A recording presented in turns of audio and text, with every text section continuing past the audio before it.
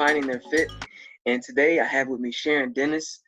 Sharon has been one of my clients for years, and I think her story is just very inspirational. Even the things that she does, it inspires me, just how consistent she is, and just all the things that she's done over her life.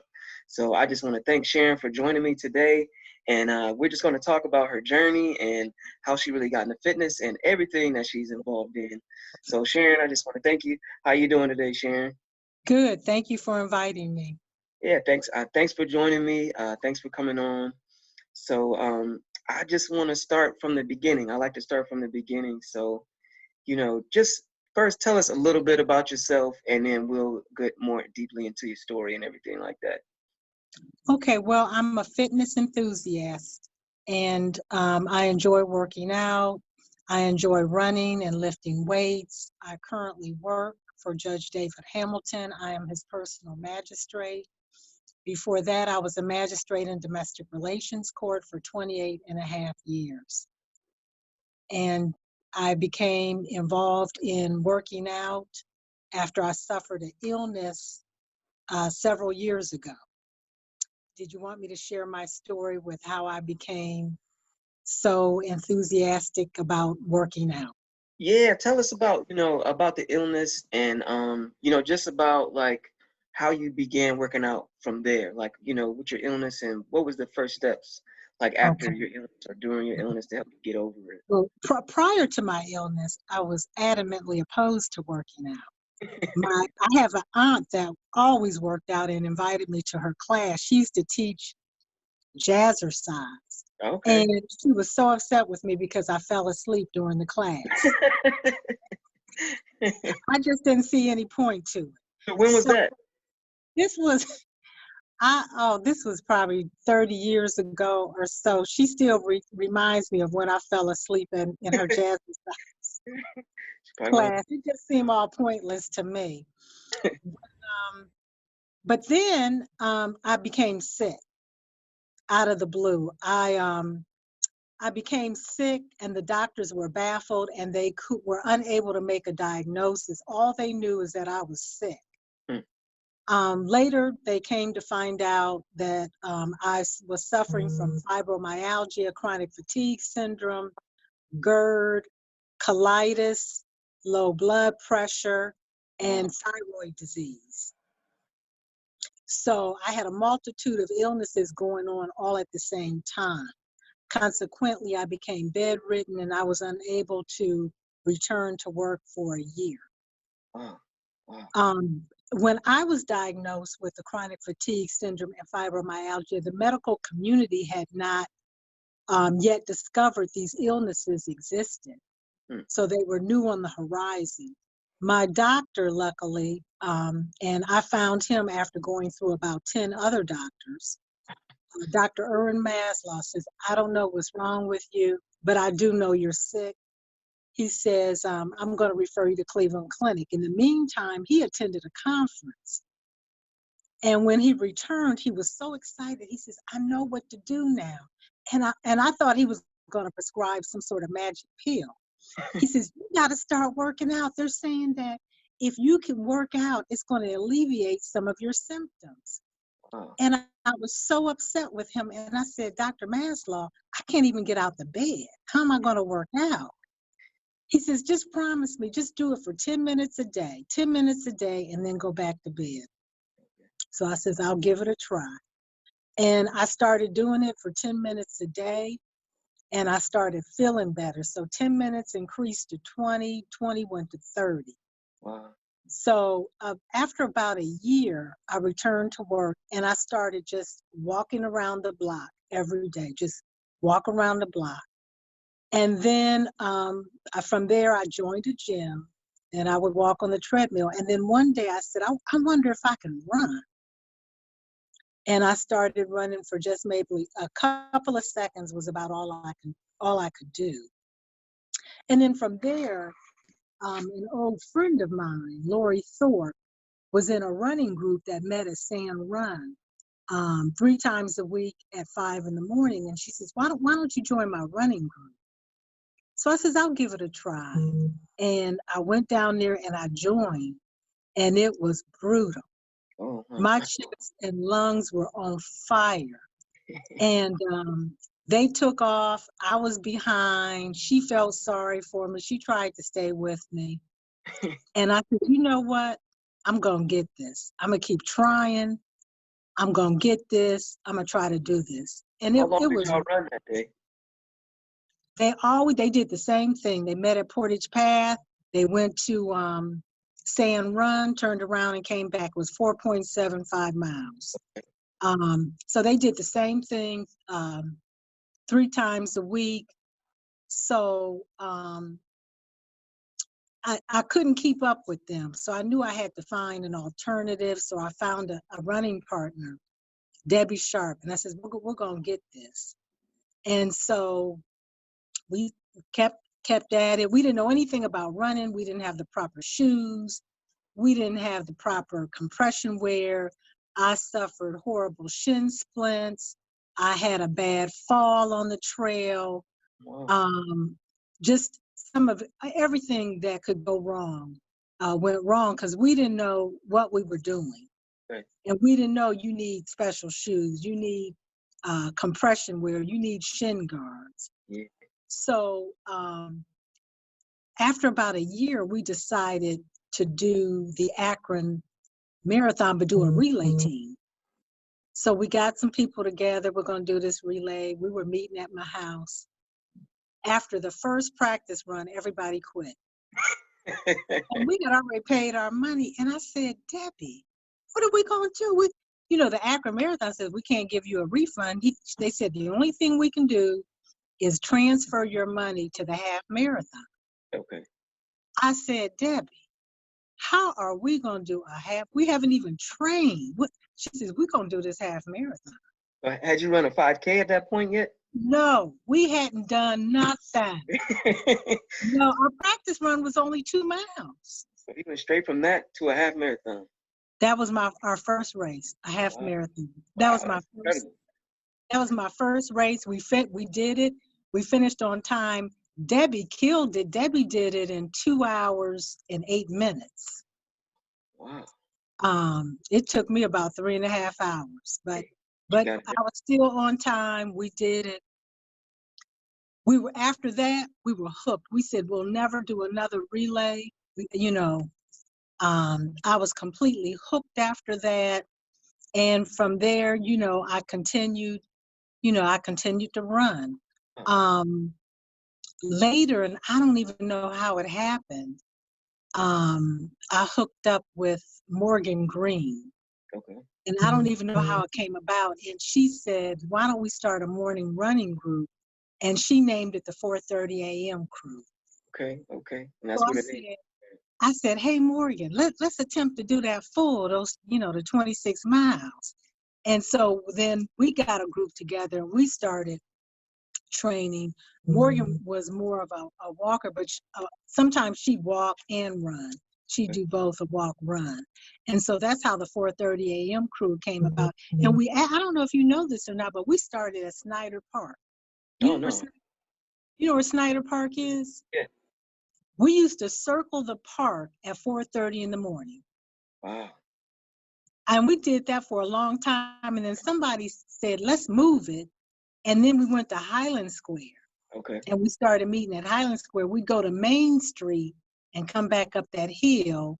Yeah. Or we would go to Main Street and go down to Brico's.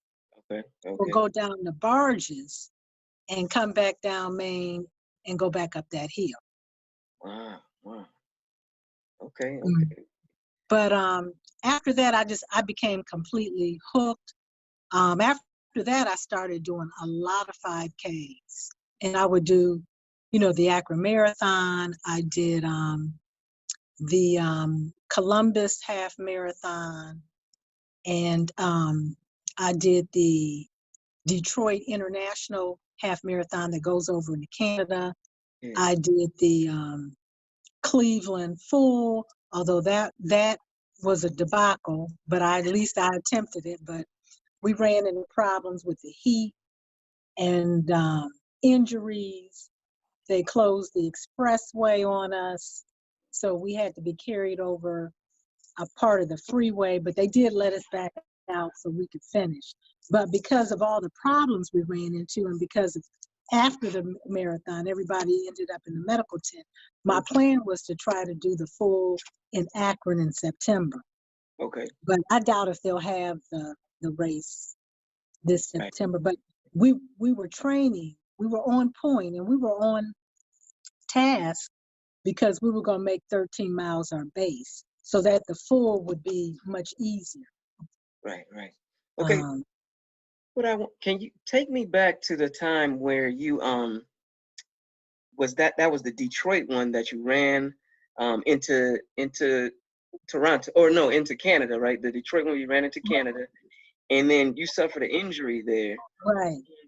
Take me back to that race and tell me about your injury and how long you were out and just about that race and everything. Okay.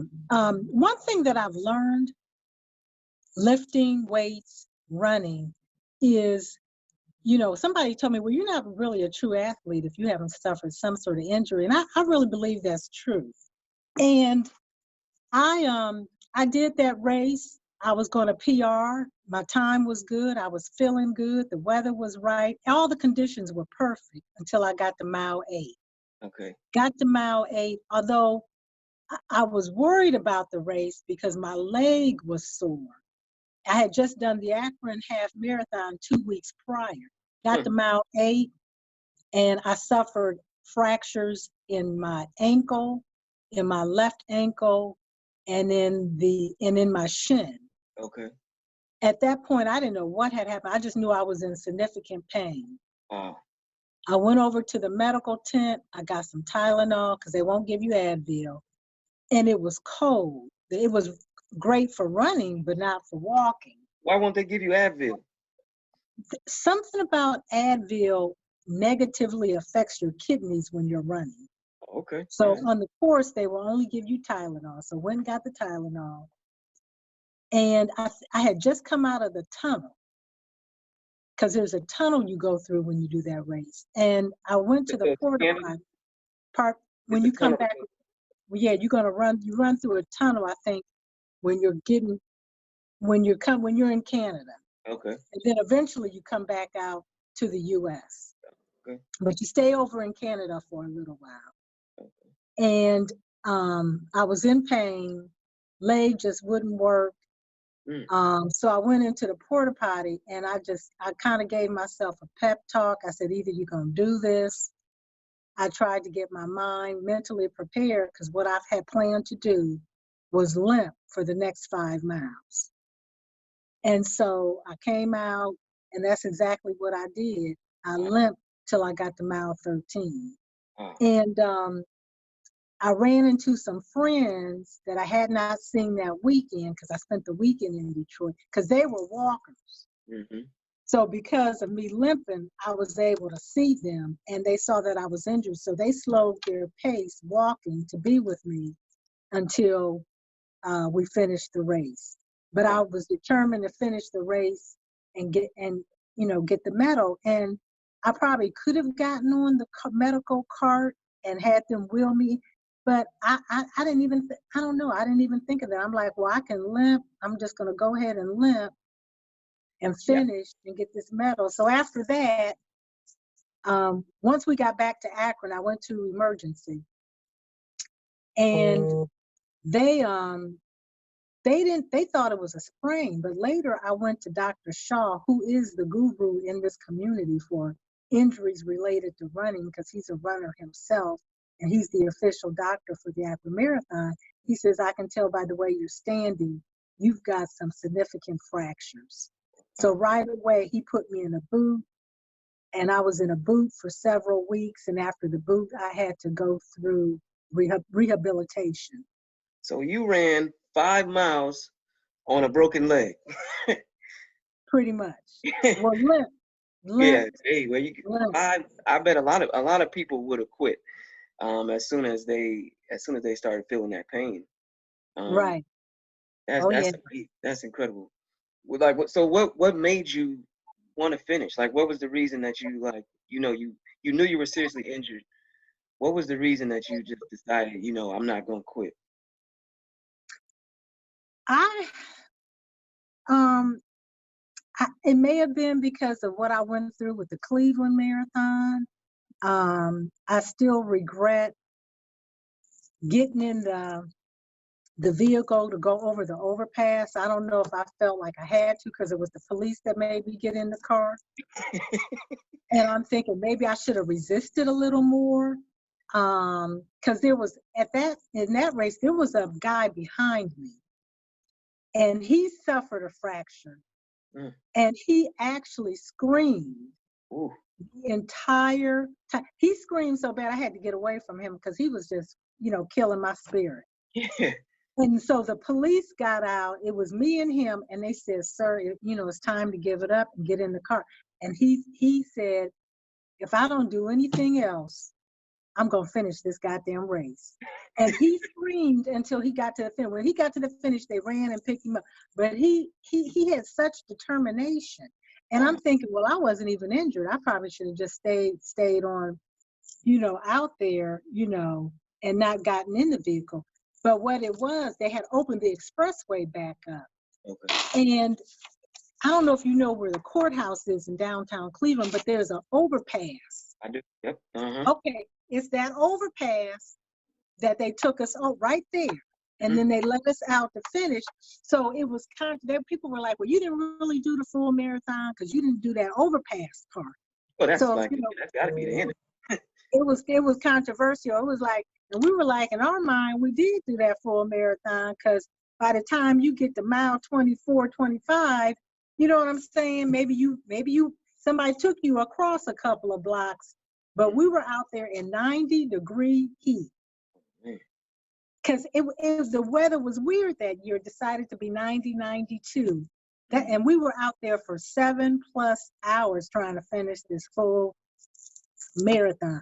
But because of that, I was going to do the full in September because I know in my heart I can do 26 miles. So I think that made me just keep going. That I can say I did my first international half marathon and I did all 13.1 miles. Yeah, like I said, that's incredible. A lot of people would have quit. And I can't imagine running 5 miles with multiple fractures in your leg. But I think a lot of times people look for an excuse or a way out. And I think it's the mindset of not quitting, or you have a goal, and no matter what, you're going to make sure you finish it. I think a lot of people sometimes they don't have that, or they look for a reason. They look for a reason to quit instead of for a reason to keep going. Which is what you did. So over the years, you've run hundreds of races because I've seen your medals and your pins, and it's hundreds and hundreds of races. And then you decided to do something new. We did something new together, and you jumped into the Transformation Challenge and your first bodybuilding competition. What is the difference between that and the running, or do you see that as similar, or what even made you decide to do that? Because it was another challenge, and I like challenging myself, and I really enjoy weightlifting, and I enjoy the whole process of transformation. And it came at the right time because when I was a magistrate, I wasn't comfortable getting on stage. I don't even know if it would be permissible, but I had retired, so the time was right. And I was all in for it. I felt that I could do it. And it was probably one of my greatest challenges because I had to meet the weight goal, just everything that you had to do. And I enjoyed the journey. I think too, that was a big part of it. The journey was a big part of it. And I enjoyed the journey. And I enjoyed watching the transformation. Yeah, I think that's the coolest thing. Like when you're doing a competition and you're doing a bodybuilding competition and you start to see your body really start to change and you start to see all the things happening, that's what it motivates you to keep going. Because the diet gets hard and you're running, you have the same energy. but the changes kind of give you motivation to keep going when you see your body changing. And interestingly enough, when I started training for the transformation bodybuilding competition, my blood work started coming back normal. And I thought that was so interesting because before that, I never wanted to go give blood. I would tell Dr. Maslow, I don't want to do this blood work because I know it's going to come back jacked up. But when I was doing the bodybuilding, my blood work started coming back normal. And so I don't know if that was because of the fat loss, getting rid of the fat, because you can be a runner and not necessarily be in shape. Yeah. But with the bodybuilding, there's no cutting corners with that. Your diet has to be on point. Yeah, and it's such a strict regimen. That's the craziest thing. I've only run 2 races, 2 real races, but I remember running my 5K, especially the second one. Mm-hmm. And I mean, it was some of the most out of shape people passing me. I'm like, what in the world? How are they passing me? But it doesn't matter. I think as long as you run, your body just become you can kind of eat what you want to eat for the most part. But as long as you stay consistent with your running, your body just gets used to it. Mm-hmm. In bodybuilding, you can't do that in bodybuilding, right? And so, but I was able to balance the two, and I was happy about that. Able to balance the running so that I wasn't losing too much muscle, still had energy, to run, to get rid of the body fat, to be able to participate in the bodybuilding competition and build some muscle. Yeah. And so you went through the whole process. You kept your running up and everything, and then it turns out that you won the transformation class. You won the whole class. What was that like? Were you expecting to do that? How did it feel? That whole day was just exhilarating. That whole process I thought was phenomenal because you get to meet other people, you spend the whole day with them, and you get to talk to them about their journey and what they've been through. And you see them and you just think, oh, they were fit their entire life. And then you find out they had health challenges, they had obesity challenges, every last one of them. But the whole day was exhilarating, and never did I think that I would win because I'm sure I was the oldest person in the entire building, not just the competition itself, but I'm sure I was the oldest person there at the high school competing. So never in my wildest dreams did I think that I would win. So to win, that just put me over the moon. Yeah, and that's incredible because you go in and I'm thinking you have a good chance, to win. Mm-hmm. You never know what's going to happen. But to see you win and just to know, when we first got together and started training, you were just coming off your injury. Right. So see you get back to training and back to running and then win a competition. To me, that's just a testament of, what you can do if you just put your mind to it. Right. You overcame the injury and you got back to doing everything you were doing plus some, and I thought that was just a remarkable story, inspiring to me, even more so. And we haven't even talked about this, and the fact that you just said it, we haven't even talked about, your age. How old are you? I'm 63. And to do that in your 60s, to come back from multiple fractures in your leg, to get back to running, you ran a half marathon the same year, and to win the competition, that's a heck of a year right there. It was a good year because right after the competition, I did the half, and that half was my fastest time ever. And they had told me in rehabilitation I would never get my speed back. Wow. And for you to just accomplish all that, and that was 62 at that time, I believe. Just to be able to do all that, I think that's a crazy inspiration for anybody. I think a lot of times people may make up excuses in their head, and some people might even use age as an excuse. What would you say to somebody that, might be in their 50s or 60s, and they might have never worked out, or they might, be in a position where they need to improve their health? but they don't know, or they don't believe they can do it. What would you say to somebody like that? I didn't start running till I was in my 50s. So age is just a number. I think everything starts in the mind. I think the brain is in control of the body, which I don't think, I know it is. It controls everything. So that's where it really starts, is in the mind. Yeah, And if it, mentally, if you can perceive it or see it, I think everything else will follow. But age, I don't think age plays a factor in it at all. There is something that you can do. And I think really it boils down to consistency. Like I said, I just used to walk around the block, but I did it every day and I yeah, was consistent with it. Just walking around the block was a huge help for my health. So I think there's something everybody can do. Maybe you can't run a marathon or participate in a bodybuilding competition, but I'm sure there's something that you can do that's right and fit for you. right, right, right. Hmm. So even as we end this up, like, what would you say to the person that, you know, what basically, I'm gonna put it like this: what would you say is the most important factor, towards getting in shape? If you want to run a marathon, or if you want to run a half marathon, or doing a competition, what would you say is the most important thing, or what would you tell somebody they need to focus on the most to be able to do something like that? Consistency. Consistency and not giving up. There's a lot of days that I don't feel like running.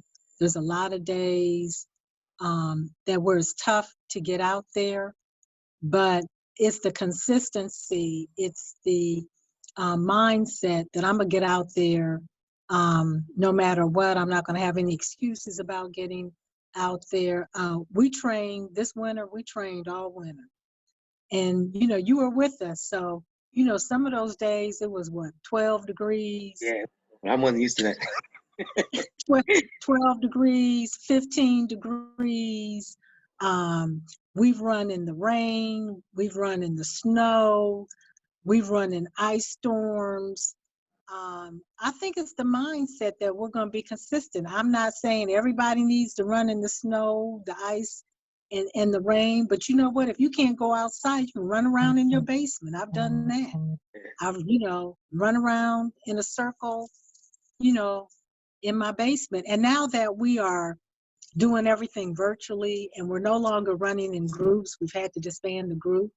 That doesn't cancel, running or working out. You can still do something solo if it's just running around your block, but to do a marathon, I think it all boils down to consistency, because when I first started running at Sand Run, like I said, my chest was on fire. I had shin splints, but I got back out there the very next time.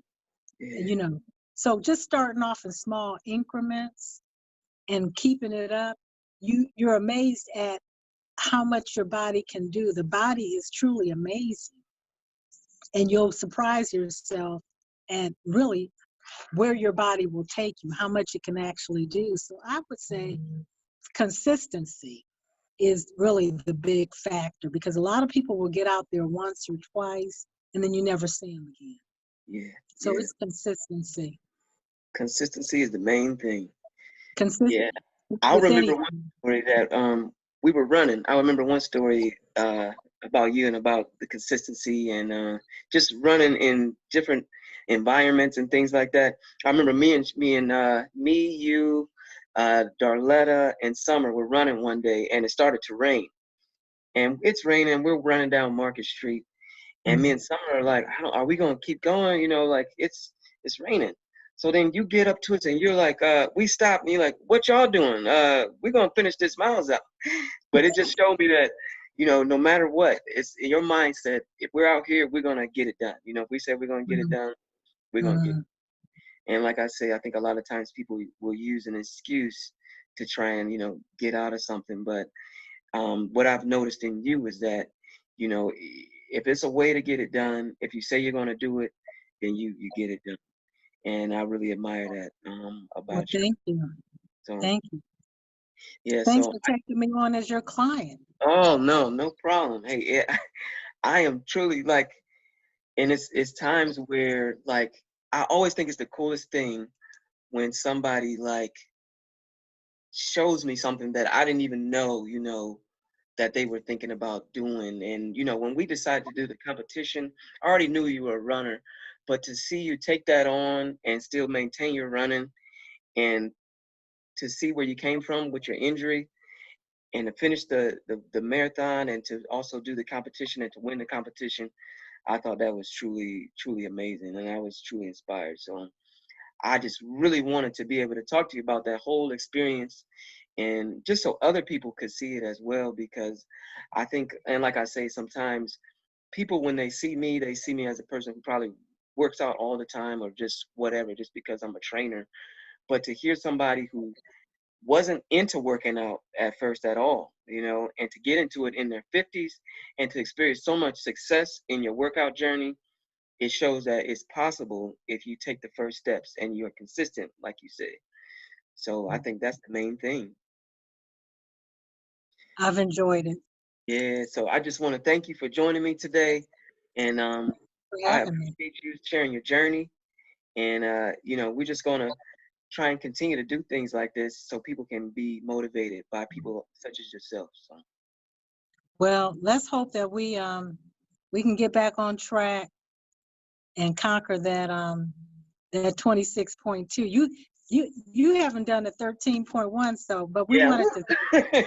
we wanted you to bypass that and get on board for the 26.2, but we might have to do it virtually. Yeah, yeah. So I got to get back out there myself. I gotta be more consistent with my running so I can be on Mhm. there. But thank you for having me today. It was a pleasure. No problem. Thanks again for joining me.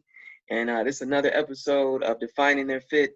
Thank you, Sharon Dennis. And we're just gonna have a good week. All right, you have a good one, Sharon.